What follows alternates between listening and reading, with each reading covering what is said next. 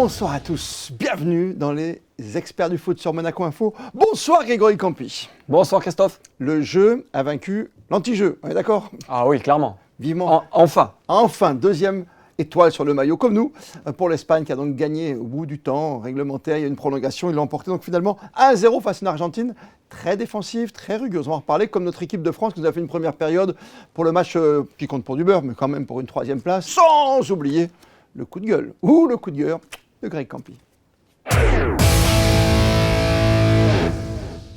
Peu ou prou de suspense quand même, mais le jeu l'a emporté, l'Espagne finalement a gagné, championne d'Europe, 2 ans après elle est championne du monde, c'est tout à fait naturel Grégory. C'est naturel et mérité.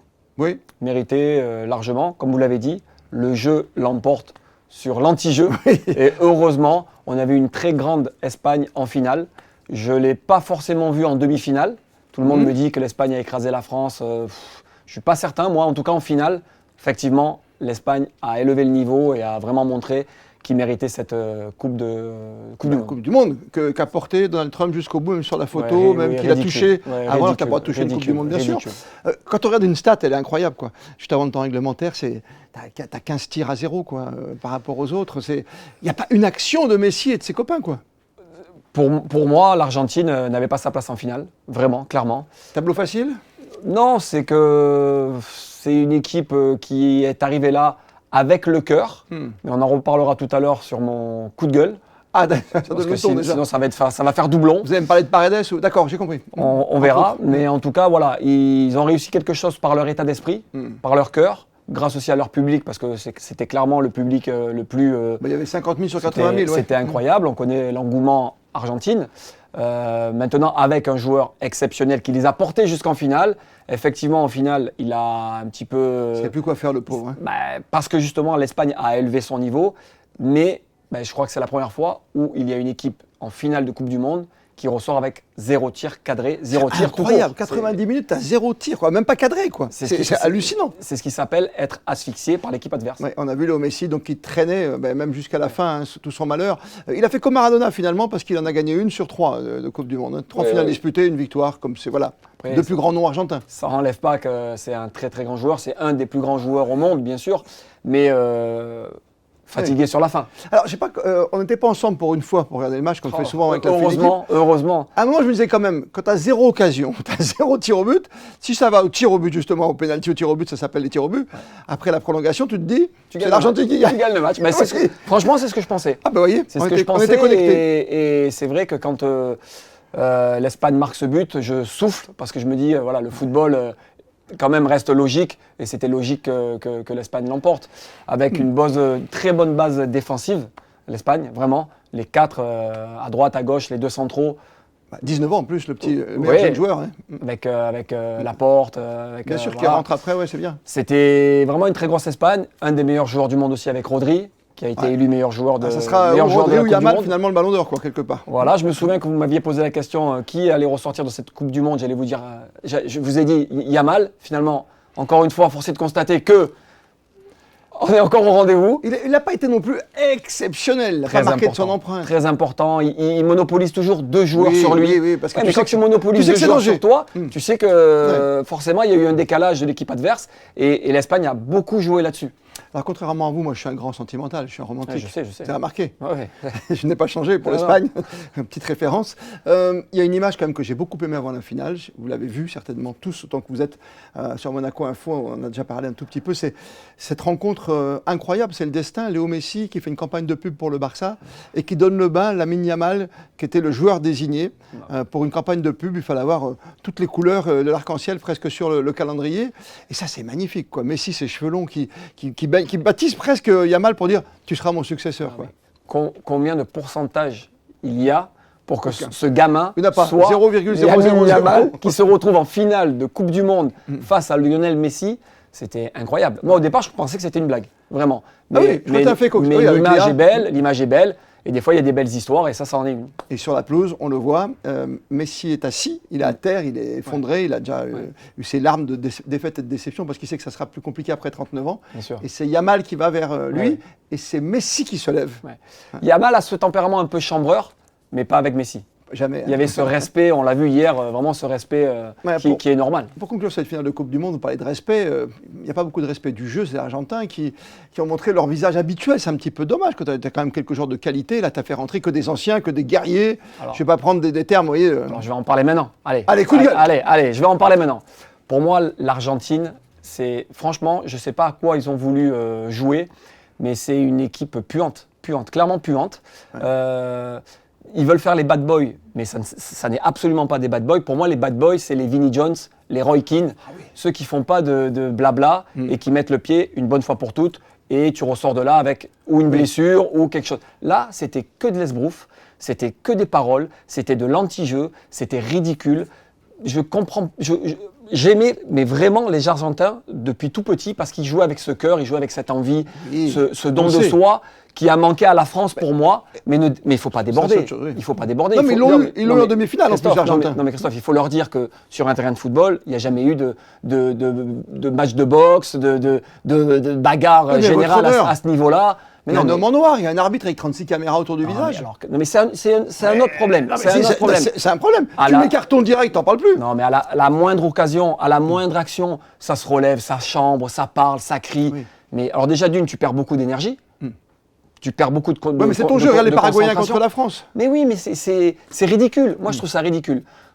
Pour moi, les faits restent, les paroles s'envolent. Donc, ils ont fait que parler. Ils ont fait des gestes d'anti-jeu. À ce niveau, jusqu'après le match, en plus. J'avais jamais vu ça. À la fin du match, finale de Coupe du Monde, tu vas. Paredes, mais tu le sais que Paredes, il va mettre un mauvais coup. Mais Paredes, tu sais que dès qu'il y a le coup de finale, il y aura une gifle. Il ne peut que s'en sortir en faisant ça. Sinon, qui c'est qui parle de Paredes? Il est ridicule, ce garçon. Il est ridicule. Lui et certains de ses copains. Si vous voyez la réaction de Lionel Messi à la fin du match, quand il y a la pseudo-bagarre, parce que j'appelle pas ça une bagarre, il les regarde même pas, parce qu'il doit se dire, mais ils sont ridicules. Et ils sont ridicules. Mais parce qu'en plus, il n'y avait rien à refaire là-dessus, tu as perdu, on ne va pas refaire le match. Gros coup de gueule au football sud-américain, Paraguay, Argentin. Vraiment, ils m'ont fatigué. Il faut faire autre chose. Fatigué. Oui, parce qu'ils en deviennent ridicules. Ils font peur à personne en fait. Ils font peur à personne. C'est juste une perte de temps, c'est ridicule. Et encore une fois, les vrais bad boys, c'est les Vinnie Jones, les Roy Keane, les Carlos Moser. Voilà. Carlos Moser avec Casoni sur son côté, avec Boli, c'était... Quand tu prenais une pastèque, tu savais pourquoi, tu la gardais et ça parlait pas. Là, eux, c'est ridicule, vraiment. J'ai bien aimé votre coup de gueule, je crois que c'est sur la cérémonie de 27 minutes avec Shakira, moi, mais non. Du coup, je dois inventer un coup de cœur alors. On a le temps, on a le temps. Parce que c'est quoi, on va parler des Bleus et d'un score de tennis, ça vous va? Allez. Et si on parlait un peu des Bleus quand même, et de cette drôle de rencontre que personne ne veut jouer, c'est toujours la même histoire. Après, quand ça joue, tu joues, t'es footballeur. Ouais. Ça se finit à 6-4, t'es mené 4-0, ça veut rien dire, c'est ridicule et ça crée des tensions. On l'a vu notamment avec Cherki. Comment vous l'avez vécu, vous, ce match, en tant qu'ancien footballeur? Alors, Christophe, avant d'échanger sur le sujet, j'aimerais quand même, à tout seigneur, tout honneur, rendre hommage à Didier Deschamps. Voilà. Je vous laisse faire. Je vous bouscule un peu. Vous avez prévu un poème Non, mais voilà, juste rendre hommage au coach. Parce que n'oublions pas qu'il a récupéré l'équipe dans un état pitoyable. Vraiment. Après 2010, après Nice. Il a remis de l'ordre, il a remis du sérieux, il a remis de l'envie, il a remis tout ça. Il a gagné, il a perdu, il a plus gagné que perdu. Il démarre, il fait quart de finale contre l'Allemagne en 2014. 2018, il gagne. Il a remis l'équipe sur le toit du monde. Oui, on est d'accord. On est d'accord. Donc, on ne peut que lui rendre hommage. Et quand j'entends certains consultants, certains anciens joueurs comme Christophe des grands joueurs qui tirent la langue sur Marseille, qui se permettent de le tailler et de faire des remarques sur sa manière de manager, mais il y a juste à se taire, lui dire merci et chapeau bas, tout simplement. Environnement irrespirable, a dit Deschamps dans sa dernière conférence. C'est pourquoi il est parti. Parce que c'est lui qui s'en va au bout d'un moment. Bien sûr. 14 ans d'équipe de France en tant qu'entraîneur, puis avant, il y avait 11 ans de plus en tant que joueur. Bien sûr. Donc il connaît la Maison Bleue. Mais c'est l'équipe de France. Un quart de siècle. Didier Deschamps, c'est l'équipe de France. Ouais. On dit bonne chance à son successeur. Oui, après, il récupère des joueurs. Il devrait pas avoir de problème quand même, il va retrouver une équipe, une génération dorée. Après, Zidane. Christophe, on est clairement la meilleure nation au monde. Ah oui, oui. On est, en termes de pas ce soir. Non, c'est un factuel, non. Mais individuellement parlant, techniquement parlant. Meilleur buteur? Non, mais on est la meilleure équipe. Mbappé au lycée. Quel est le problème, à l'image pour moi de la France? C'est l'état d'esprit. C'est l'état d'esprit. Oui, qu'est-ce qui s'est passé sur Mais les 2 derniers matchs? 2 défaites quand même. Alors, pour moi, la demi alors, et tu as le match à alors 4e place. la demi, pour moi, on l'a analysé, on l'a déjà analysé fait dans la ensemble, fine je l'ai équipe, analysé avec d'autres experts et compagnie. Tu as le droit de perdre. Il Ouais. n'y a pas de problème. Tu peux perdre en demi-finale contre l'Espagne, il n'y a aucun problème. Mais tu n'as pas le droit de perdre comme tu l'as fait. Les 2 fois ou que la demi? Non, on parle que de la demi. D'accord. D'accord. Mais quand tu t'aperçois que pendant le match, parce que les joueurs sont humains, à un moment donné, ils se disent, là, il va falloir qu'on mette le bleu de chauffe, il va falloir qu'on mette un petit peu plus d'envie. Et on l'a vu sur un petit peu la fin du match. Mais c'est trop Mbappé tard. qui tire et le ballon détourné. Non, Ouais. c'est trop tard à ce niveau-là. C'est fini. Stop. Mais on ne peut pas passer à côté d'un rendez-vous comme ça en termes d'état d'esprit. L'état d'esprit, elle doit animer l'équipe de France. Elle doit animer une équipe tout court. L'état d'esprit, c'est pas l'Espagne qui vous l'a enlevé. Christophe, Non, je suis d'accord. je veux bien qu'on nous dise je vous écoute, l'Espagne hein. nous a étouffés, C'est vous l'expert, hein. l'Espagne nous a contrés tactiquement, l'Espagne, oui, mais l'Espagne, ils t'ont pas enlevé l'envie de jouer, l'envie de gagner, la grinta, non pas celle des Argentins. Juste la grinta, quand tu perds un ballon, de vouloir aller vite récupérer ce ballon, gratter la cheville de l'adversaire, un bloc bien compact, on défend ensemble, on attaque ensemble, qu'on avait fait jusqu'à présent. Oui. On n'a pas eu ça. Inadmissible à ce niveau-là de compétition. Ok pour la demi. Ok. Juste très court sur la Sur mascarade l'Angleterre, du mais 6-4, ça ne veut alors- rien dire. 10 alors- buts dans un match de foot. Alors tout simplement, Christophe, le footballeur est un être humain. Oui. Ils ont pris un gros coup sur la tête d'avoir perdu en demi-finale. Ils s'en sont simplement pas remis sur le match de l'Angleterre sur la première mi-temps. Ouais. À la mi-temps, c'est là où Didier Deschamps est bon. Il a dû leur dire, et on le saura bientôt, je pense. Bien sûr. Il a dû leur dire ce qu'il pensait. Oui. C'est des bons garçons, parce que c'est des bons Mais garçons. bien sûr, tu vis pas 8 semaines comme ça Et, sans que- et ils aiment profondément leur entraîneur. Ouais. Ils se sont dit, bon allez, on se remet en mode machine on va de quand même guerre. un peu lui faire plaisir. quoi. Et derrière, vous le premier, vous nous envoyez des messages.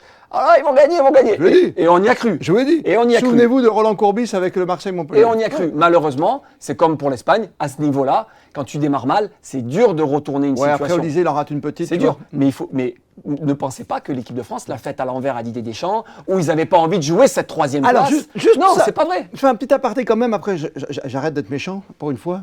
De toute façon, vous n'y arrivez pas. J'arrive pas à de être méchant. Ah, méchant ou gentil? Je sais pas. Non, vous êtes méchant. Ça dépend des jours, c'est ça? Non, jamais. Vous êtes toujours méchant. Les joueurs, ils demandent une soirée à Didier Deschamps après avoir perdu en demi-finale. L'entraîneur n'accepte pas. Il y a une petite vengeance bête, naïve, juvénile. Le fait de dire, ouais, coach, c'est bon, on va jouer un match en bois, tu nous laisses sortir, quoi. Non, parce que. Non, mais vous êtes coach. Mais Christophe, mais vous savez ce que ça peut représenter mais pour une moi- médaille de troisième de évidemment. la Coupe du Monde? Parce que tout le monde dit ouais, c'est un match Ouais, qui t'as compte pas envie pas. après une demi. Mais comment c'est une match qui compte pas? Ouais, Mais ouais. c'est un match où tu vas revenir avec une médaille. T'es troisième Oui. de la Coupe du Monde. Tous les joueurs voulaient la gagner. Tous les joueurs voulaient la gagner. Alors après, Didier Deschamps gère son groupe comme il veut. Là, aujourd'hui, il a perdu, donc peut-être qu'il se dit j'aurais dû les laisser sortir ou pas. Ouais. Mais en tout cas, moi, je lui donne raison. On est dans une Coupe du Monde. C'est pas la fête d'un trône. C'est à un moment donné, voilà, on est à l'hôtel et on prépare ce match. C'est d'un trône à la fête du trône aussi, hein, si vous Et voulez du bien. trône, voilà. C'est bien Exactement. aussi pour aller faire la fête. Exactement. Alors, avant de voir le prochain trône, et Zizou, voilà, président. Ou pas. Ouais, surtout entraîneur, il va gérer le cas Cherki. Le cas Cherki, Christophe, vous savez tout le bien que je pense du joueur. Le joueur est exceptionnel, mais l'état d'esprit est catastrophique. Ouais. J'ai vraiment envie de l'appeler et de lui dire Faites-le, Ryan, invitez-le à qu'est-ce que l'émission. tu fais? Ryan, qu'est-ce que tu fais? Tu as tout dans les mains. Il n'y a plus qu'à manger. Tu fais quoi? Quelle est cette attitude de lever le bras envers le sélectionneur? Et après d'aller se coucher au bord du. Non, banc mais de déjà, touche. tu fais pas ça à ton entraîneur. De deux, tu peux pas le faire devant des millions de personnes. Et de trois, qu'est-ce que tu as fait en équipe de France pour te C'est permettre ta première Coupe du de Monde. faire ça? On sait qu'il va monter en puissance et je reste persuadé que Zinedine Zidane ou un autre vont le mettre en confiance pour qu'il soit, pour moi, un des meilleurs joueurs de l'équipe de France. Mais là, il est en train de se brûler les ailes, le garçon. Oui, mais ça va vite revenir. Au mois de Mais, septembre, on aura oublié. mais je lui souhaite. Après, tout le monde me parle de l'attitude qu'il a, il s'assoit sur le côté. Bah oui. Mais c'est pas sa faute. Il n'y a personne qui lui dit lève-toi et assis-toi sur Ah, le ça, banc. ouais. À Mais un je crois moment qu'ils sont au donné. bout du bout là, tous. Ben ouais, mais Ils bon, sont tous à un moment donné, moi je veux bien qu'on tape sur les jeunes et tout ça, mais les jeunes, si on leur montre pas l'exemple, parce que c'est un gamin lui, Et comme il a certains 23 qui ans. prenaient la place dans le bus des autres, oui. Mais voilà, on leur dit, hé garçon, assis-toi là et tiens-toi tranquille. Dans le vestiaire, il y a Campi, il n'y a Paco, toi tu te mets à Voilà. côté. Là, Ok, j'ai compris. c'est bien qu'il y ait une nouvelle génération d'entraîneurs qui arrive, Zinedine Zidane ou un autre, qui va arriver avec son projet de jeu, avec sa manière de faire. Parce que c'est vrai que là, il y avait un petit peu moins de... Oui. Voilà quoi. On va voir ça normalement fin juillet, on nomme un nouvel entraîneur. Ouais, ouais. La logique, c'est ZZ, c'est Zinedine Zidane qui va arriver. Premier match dès le mois de septembre. Mais bravo à Didier Deschamps. Bravo Deschamps et à Guy Stéphane Et et à à son Guy staff, Stéphane, bien sûr. fidèle parmi les fidèles. Le coup de cœur, puisque vous avez droit à un coup de gueule déjà, Greg Campi. Ouais. Ben, Christophe, comme vous m'avez piqué mon coup de gueule... Moi, je vous piqué. Non, mais bon... Je vous ai envoyé sur un terrain. Je vous renvoie la balle, glissant et argentin. Christophe, votre coup de cœur ou votre coup de gueule. Waouh, c'est hyper difficile. Ben oui, mais vous êtes professionnel. Coup de gueule, c'est le non-respect du timing quand tu fais une finale de Coupe du Monde, quoi. Ou tu fais un show, tu sais que c'est le Super Bowl, mais 27 minutes, une mi-temps de 15, juste ça. Ah, c'est pas la rigueur militaire, vous voyez ce que je veux dire. Tu aurais fait 16, 17 minutes pour un événement exceptionnel. Mais non, le foot, c'est le foot. On a déjà accepté la pause fraîcheur, mais finalement, c'est pas un coup de gueule que je donne là, c'est un vrai coup de gueule. Oui, non, c'est clair. Ah, c'est un vrai coup de gueule quand même. Et puis vous mettez aussi en difficulté les joueurs. Parce que vous qui êtes un athlète de haut niveau, vous savez que quand, on fait un effort intense, qu'on s'arrête pendant 30 minutes et qu'on repart, c'est pas facile. Et ça veut dire qu'en plus tu t'échauffes, tu te réchauffes dans des vestiaires ou dans le couloir. C'est pas évident. Non, très bon coup de gueule, très bon coup de gueule. Coup de gueule finalement. Ouais. Mais quand même, un petit coup de cœur quand même pour cet ensemble de Coupe du Monde qui n'a pas été si mal que ça. Ouais. Avec un autre coup de gueule qu'on a déjà fait sur le gouvernement Trump et les Américains qui ont fait quand même des choses qui ne sont pas très nettes malheureusement et qui ne sont pas très glorieuses jusqu'à la photo à la fin avec Infantino et le président Trump qui prend la place de l'Espagne sur la photo. Premier fautif, Infantino. Moi, j'en veux à Infantino, pas à Trump. De laisser faire. De laisser faire. Très bien. C'était bien les experts. On se retrouve bientôt à la rentrée pour la Ligue 1. Bah oui, enfin. Et puis jeudi soir, rendez-vous dans l'Infini Équipe pour terminer cette première partie de saison avant de se retrouver bien sûr au mois de septembre. Merci Greg Campi. Merci à vous Christophe, bonnes vacances. Et bonne soirée à toutes et à tous.